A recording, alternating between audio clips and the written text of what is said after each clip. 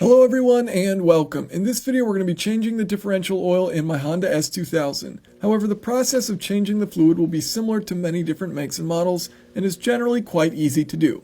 The first thing you want to do is make sure the car is on level ground and raise it up onto jack stands, ensuring that it is still level. I have an additional video on how this is done if you are curious. It's important that the car is level so that you add the appropriate amount of oil to the differential housing and so that it properly drains. First, with the drain pan located underneath, you'll want to locate and remove the oil filler plug. This is the plug on top, not to be confused with the lower plug, which is the drain plug. Removing the fill plug will allow you to check the level of the oil and its cleanliness. I've removed some of the oil to examine, with the old oil on the left and the new oil on the right. As you can see, the old oil is clearly dirty and will need to be replaced. You can also simply go by what your owner's manual recommends for when to change the differential oil. Our next step is to remove the drain plug and drain the differential fluid.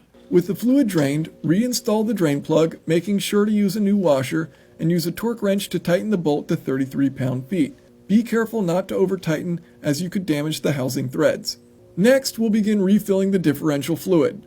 Honda recommends using API classification GL5 or GL6 gear oil with a viscosity rating of SAE 90. As you can see, I'll be using Mobil 1's 75W90 GL5 synthetic gear lubricant. Now ideally, you don't necessarily want something with a lower cold rating, in this case 75, but what's critically important is the number on the right after the W, which is 90. You want to make sure whatever oil you end up using, the final number is no lower than 90.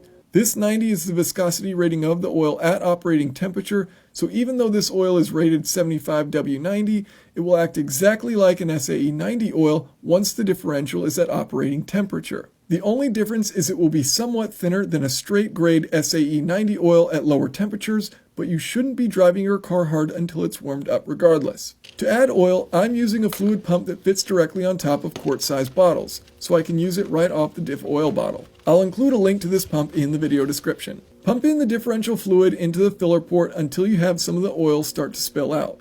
This ensures that your differential is at the correct height and you've added the correct amount. Reinstall the oil filler plug with a new washer and use a torque wrench to tighten this bolt to 33 pound-feet, just like the drain bolt. With the fluid in place and both bolts torqued to spec, wipe up any excess oil that remains on the differential case, and you're good to go. Don't forget to check out the video description for links to the tools and products used, as well as other videos on my S2000. If you have any questions or comments, feel free to leave them below. Thanks for watching.